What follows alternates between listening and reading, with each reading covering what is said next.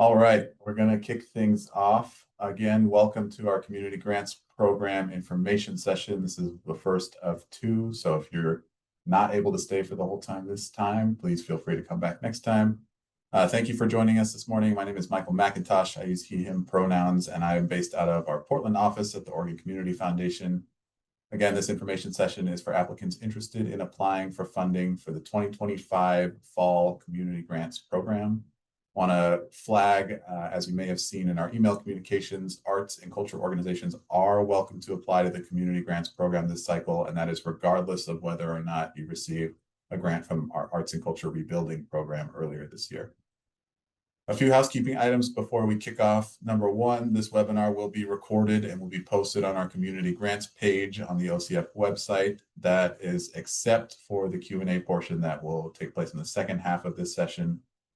Two, all of the participants are on mute and cameras are turned off. Just a heads up, if you do have something to say, please feel free to use the Q&A function once we get to that point later in the session.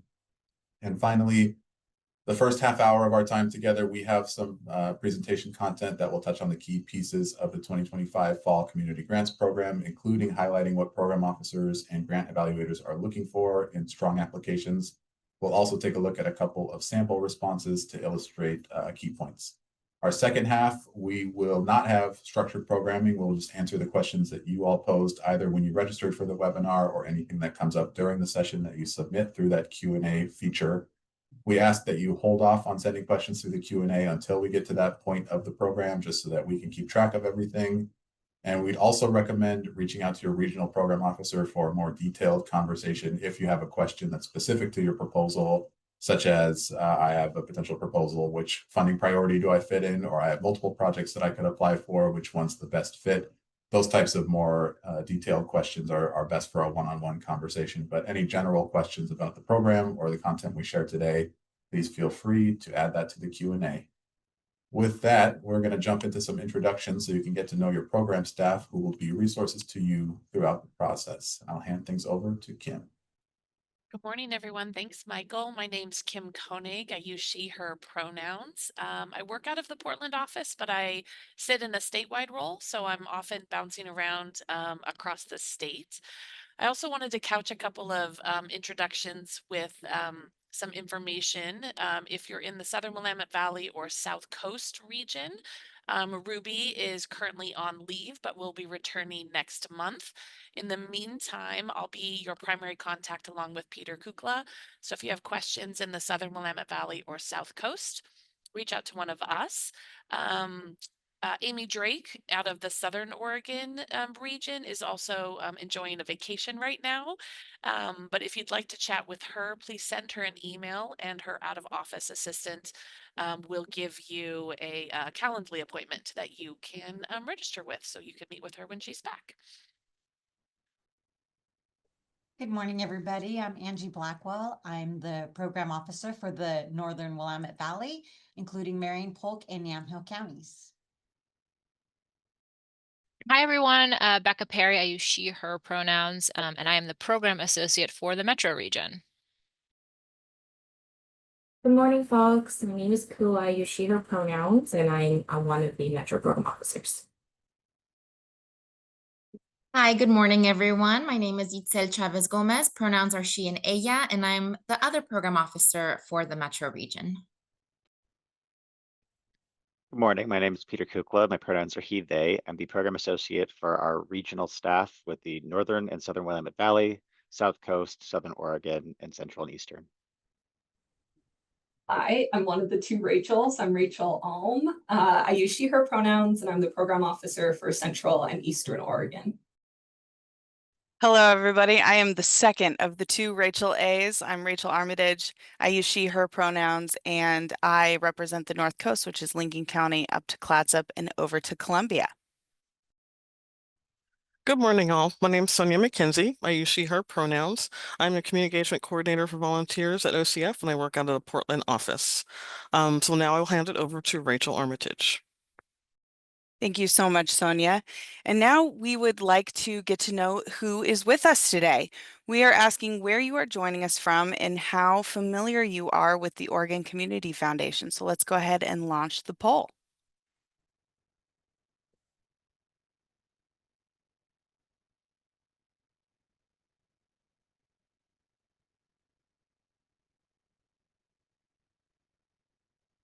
Okay.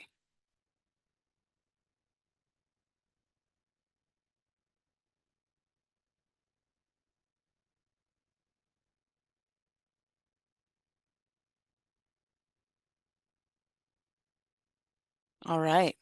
Thank you, everybody. That is so helpful, letting us know who our audience is today. And it looks like we have 103 folks that are new to community grants, and that is great. We want to encourage you to reach out to your regional program officer and set up a time to chat about the community grants program. It can feel overwhelming being new to OCF, and we want to do everything we can to make sure that you are successful. A few resources that may be helpful to all applicants are our informational videos, the program guidelines document, and the FAQs. We will also post a recording of this information session, although it won't include the Q&A at the end. If you haven't already, we highly encourage you to review these resources, and you can find all videos, program guidelines, budget samples, and FAQs on OCF's Community Grants website.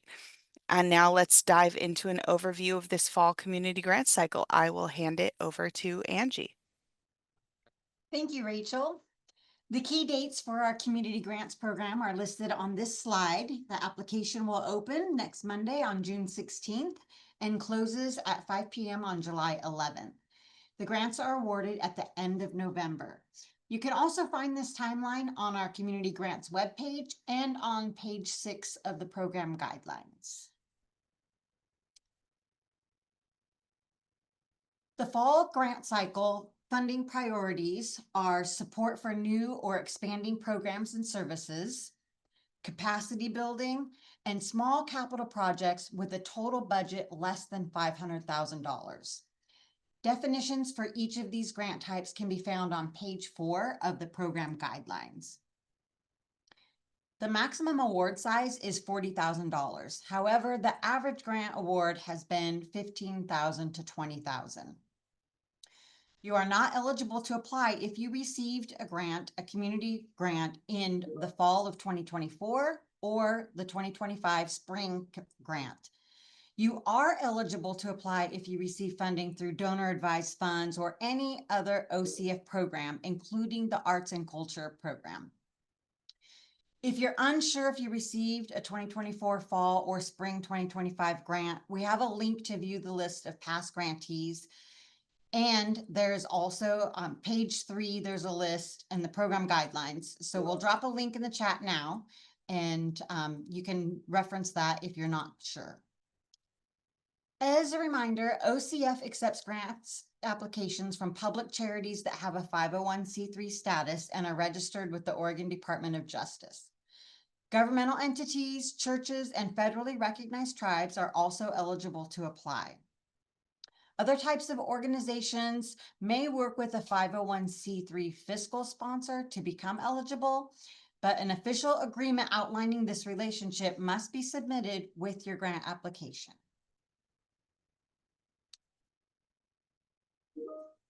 Now I'm turning it over to Rachel Ulm. Thanks, Angie. So we get this question a lot: what makes an application competitive? And although there's no one right answer, we want to give all applicants the best chance at receiving funding by including application questions, our scoring rubric, sample answers, that budget sample. Most of these are in the program overview, some is on the website. We'll do a deep dive into the different resources we have available, including starting with 2 sample responses and how they relate to the scoring rubric in a few minutes. But first, I want to share a few general tips based on what we often see in the strongest applications and a few lessons we learned from reviewing applications. So you can see there's a lot on this slide. I'm just going to point out a few things to note. So one is our strongest applications have clear and realistic activities that are tailored to their community. We're looking for proposals where the activities are well thought out and clearly described. One memorable example that we saw recently was a youth leadership program that didn't just say, we will host workshops for youth. They broke down how exactly they run them, how often they hold them, what topics are covered, how they adjust their approach based on feedback they receive from those youth who attend.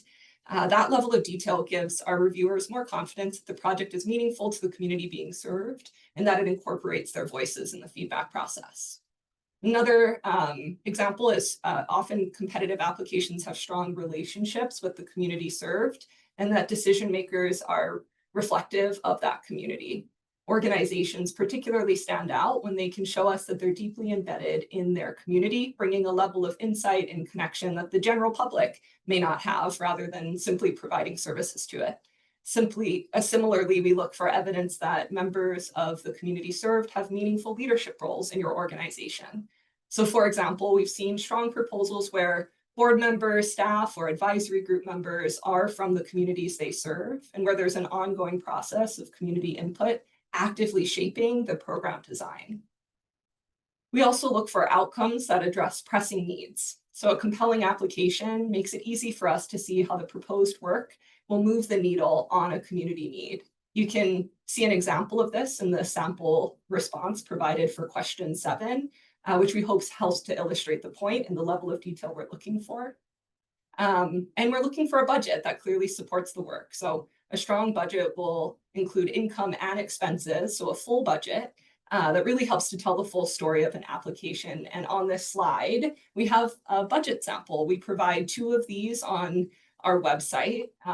These include those proposed project expenses, different income sources, line items on secured, plan, and pending. You can find more budget guidance on page 6 of the program guidelines. And you can reach out to program officers if you have any questions. And now we're going to go into a deep dive on a couple of sample responses and how they relate to the scoring rubric.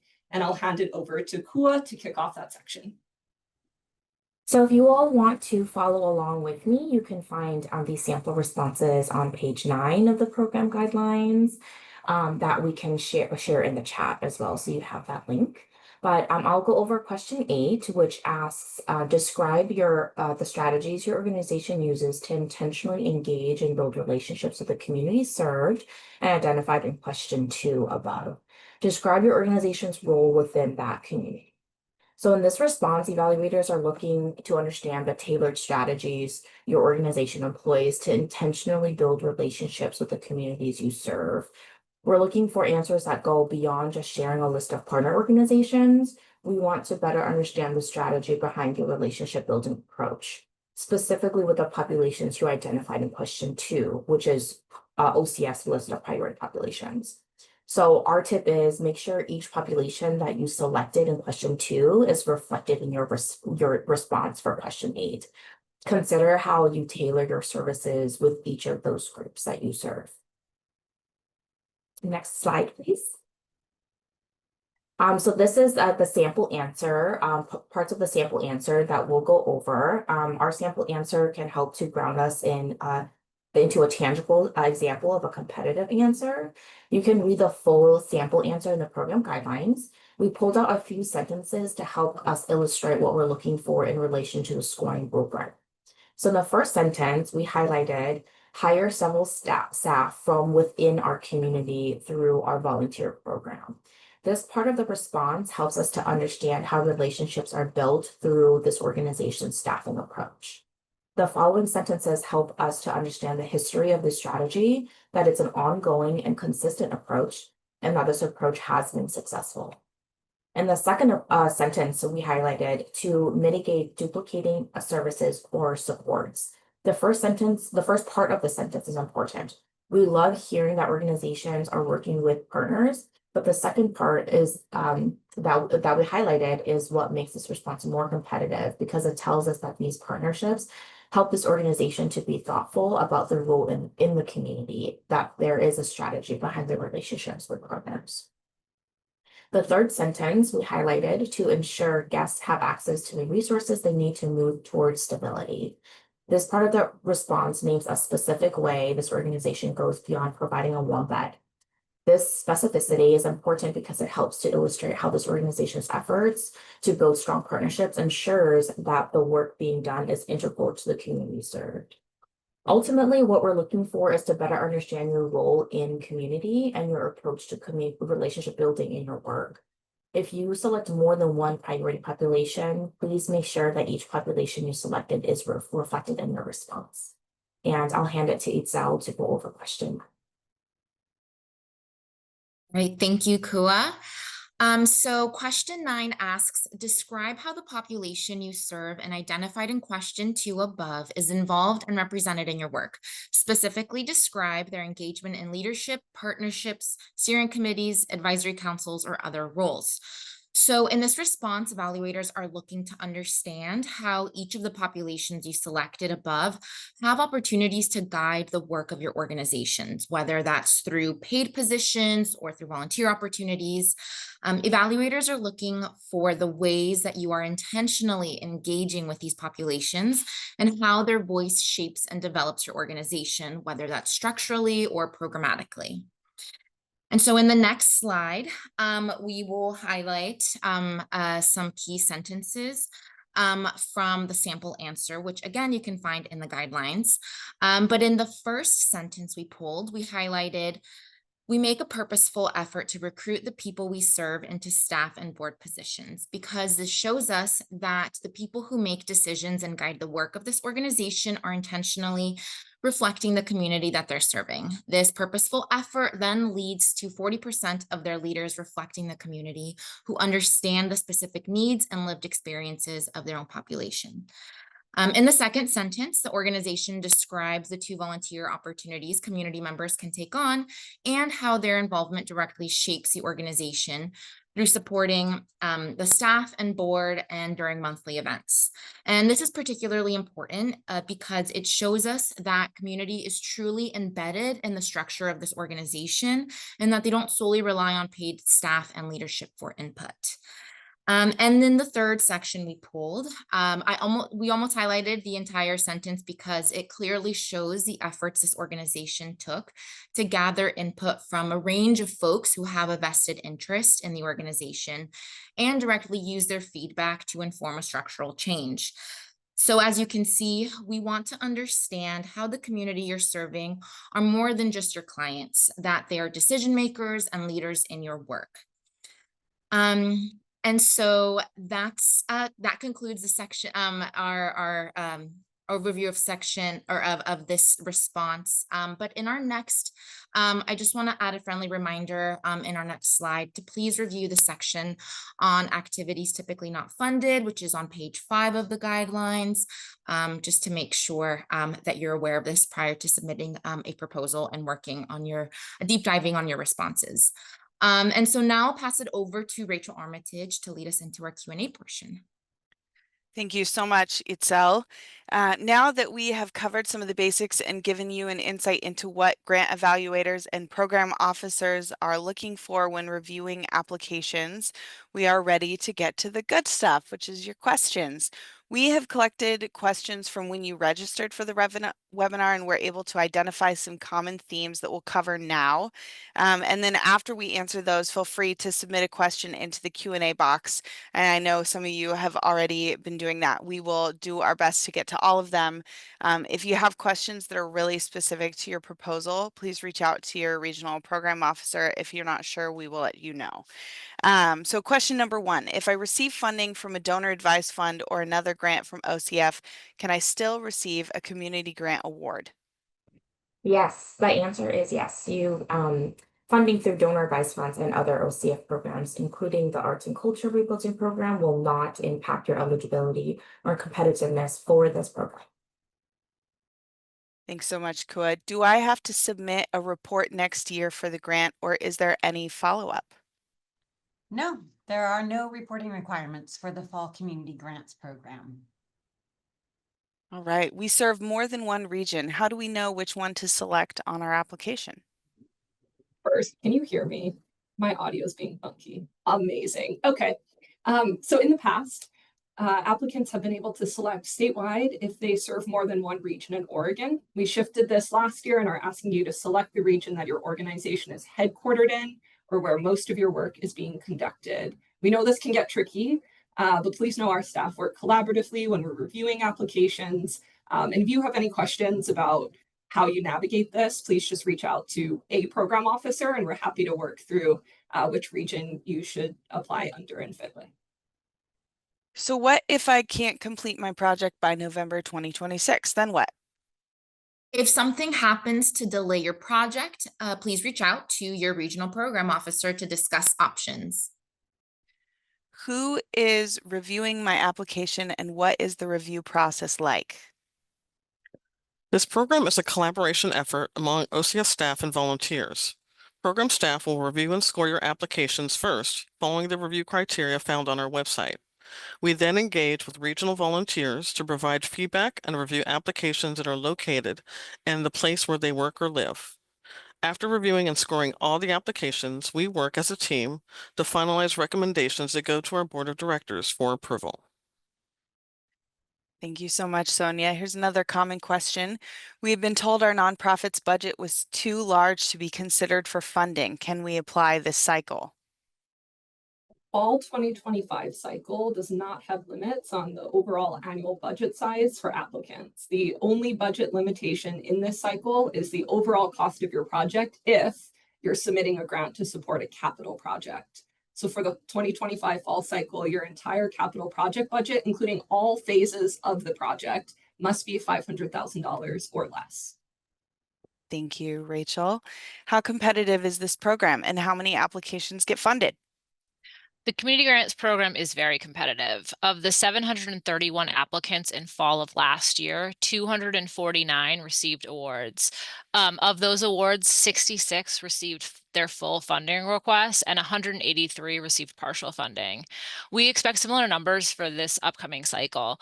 This is why we aim to be so transparent with our scoring rubric and provide sample competitive answers so that you can have a clear view of what we're looking for and how we're scoring. Once I submit my application, will there be any follow-up? Potentially. If something is missing or is entered incorrectly for legal purposes, our grants administration team will reach out to resolve that issue. If there are questions regarding the application narrative or budget section of your application, a program officer will reach out to you or your organization's fiscal sponsor. Thank you so much. I am new to grant writing. Where can I get help? Great question. The Nonprofit Association of Oregon has many references, as does the People's Nonprofit Accelerator.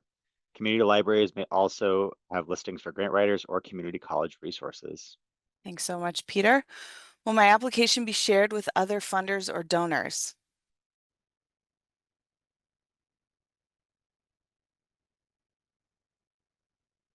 Anybody want to take that question?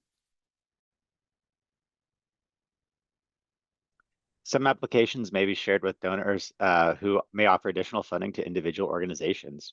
We encourage nonprofits to update their organizational profile on MyOCF before 5 p.m. on July 11th for additional donor accessibility. Thank you so much. And how can I get feedback on my declined application?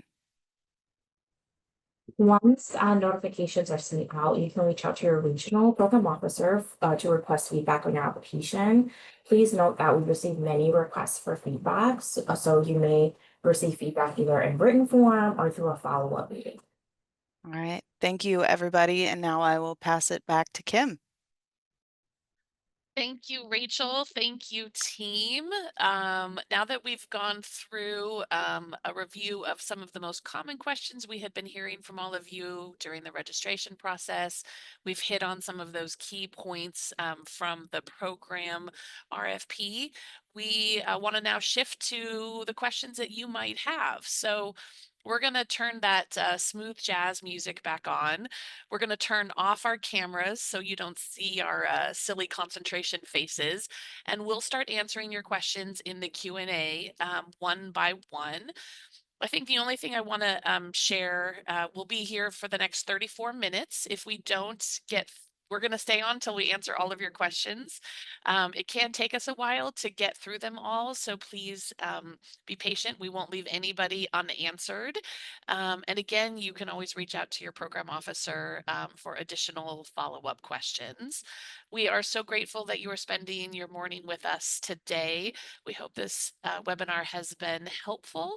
And again, as you start to fill out your application, don't hesitate to reach out to us if you have additional needs.